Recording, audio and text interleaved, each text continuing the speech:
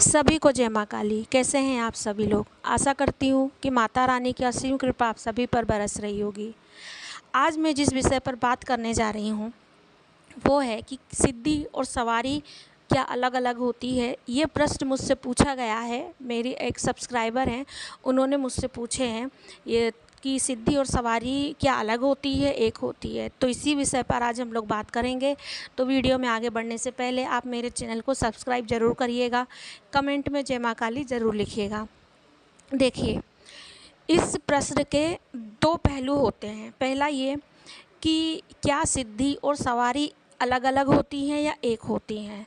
तो देखिए, पहला पहलू मैं आपको क्लियर करूं कि सिद्धि और सवारी जो होती हैं वो अलग अलग देवताओं की अलग अलग होती हैं। जैसे अगर आपके पास सिद्धि हनुमान जी की है तो उनके गण मिलेंगे, माता की हैं तो योगनियाँ मिलेंगी, उनकी जोगनियाँ मिलेंगी, या माँ की सेविकाएँ जो होती हैं उनकी उनकी सिद्धि और शक्ति उनकी मिलेंगी। तो अगर जिसकी भी सवारी होती है उनके गण या दूत उनकी कृपा प्राप्त होती है, तो ये अलग अलग देवताओं की सिद्धि सवारी अलग अलग तरीके से आती है, अलग अलग आती है।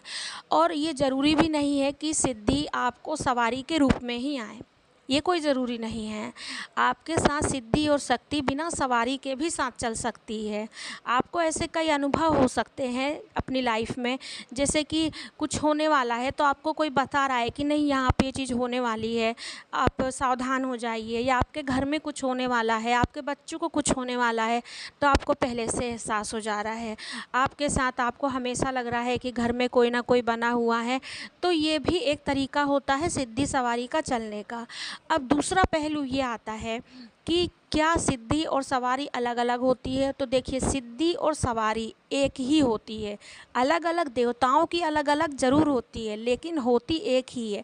सिद्धि को ही सवारी कह सकते हैं, सिद्धि को ही कृपा कह सकते हैं, या सवारी को ही सिद्धि कह सकते हैं, कृपा कह सकते हैं।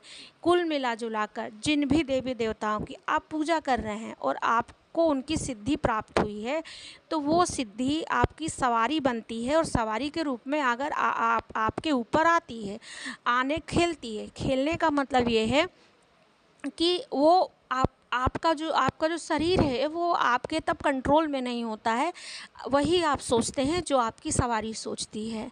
तो सिद्धि पहले बनती है। जैसे अगर आप माता की पूजा कर रहे हैं तो माता की सिद्धि बनना शुरू होती है धीरे धीरे। ऊर्जा मंत्र जाप कर रहे हैं तो आपको सिद्धि ज़रूर मिलेगी, धीरे धीरे होती है। फिर इसके बाद में आपको वो ऊर्जा जब होती है तो वो सवारी के रूप में आती है। अब ये सवारी भी देखिए, जिसको सवारी, जैसे मैंने पहले भी बताई हूँ कि सवारी जो होती है ये कई तरीके की सवारी होती है। गुरु से मिली हुई सवारी होती है, आपको पीढ़ी दर पीढ़ी चली आ रही सवारी होती है, या आपकी पूजा पाठ वाली सवारी होती है। अब अगर सवारी आपकी पूजा पाठ से खुश होकर आई है, ठीक है, आपने पूजा पाठ की है, आपने उनका आवाहन किए, आपने उनका मंत्र जाप किए, अब अगर वो सिद्धि बन गई या वो माँ की कृपा आपको मिली, तो आप उसके लिए पीछे नहीं हट सकते। अगर आप पीछे हटेंगे, अगर आप उनका अनादर करेंगे, आप कहेंगे कि ये सब ढोंग है, आप खुद ही कहेंगे। बहुत से लोग होते हैं जिनको सवारी खुद आती है और वो खुद ही बोलते हैं अपनी सवारी को कि ये तो ढोंग होता है, ये सब प्रपंच होता है, ये सब तमाशा होता है। तो अगर आप ही अपनी सवारी का करेंगे अपमान, तो वो फिर सही से नहीं चलेगी आपके साथ। तो वो तो अपने से आई नहीं भाई, आपकी भक्ति से आई है, आपने पूजा करे, आपने मंत्र जाप किए, आपका पर्पस भले नहीं था कि वो आए, लेकिन उनकी माँ की खुशी से वो आई। अब आई है तो आपको जीवन में बदलाव के लिए आई हैं, आप अपने जीवन को बदलिए, इसलिए आई हैं। इसलिए नहीं आई हैं कि उनके आने के बाद आप उनका मजाक बनाएं या चार लोगों के सामने मजाक है। हाँ, अगर आपसे कंट्रोल नहीं हो रहा है तो उसमें आपके तप की कमी है। आपके व्यवहार आचरण को आप परखिए, कहाँ कमी है कि आपकी सिद्धि सवारी जो है वो कंट्रोल में नहीं हो रही है। वो कहीं भी आ जा रही है, मंदिर में आ जा रही है, चौराहे पे आ जा रही है, या कहीं भी आ जा रही है, तो उसमें आपका जो है वो कंट्रोल नहीं है, या आपकी ऊर्जा जो है वो उस लेवल की नहीं पहुंची है। तो उस लेवल की ऊर्जा को आप अपना बढ़ाइए, अपने आचरण में बदलाव लाइए, उस अपनी ऊर्जा को बढ़ाइए। जब आप इस तरीके से करेंगे तो आपकी सिद्धि या सवारी जो है वो आपके आपके उस पे चलेगी। अगर आप भगवान को ही गुरु बना लेंगे, शिव जी को या किसी, तो उनके ही उस बोलेंगे ना, तो उतने ही उस पे सवारी बहुत अच्छे से चलती है।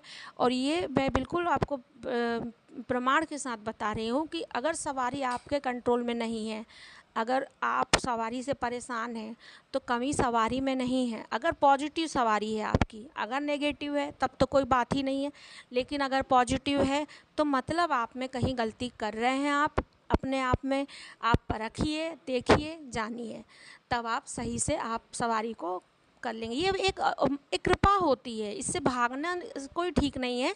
इसको अपनाइए और खुश रहिए। आशा करती हूँ मेरी जानकारी आपको अच्छी लगी होगी। अगर अच्छी लगी है तो कमेंट में जय माँ काली ज़रूर लिखिएगा। जय माँ काली।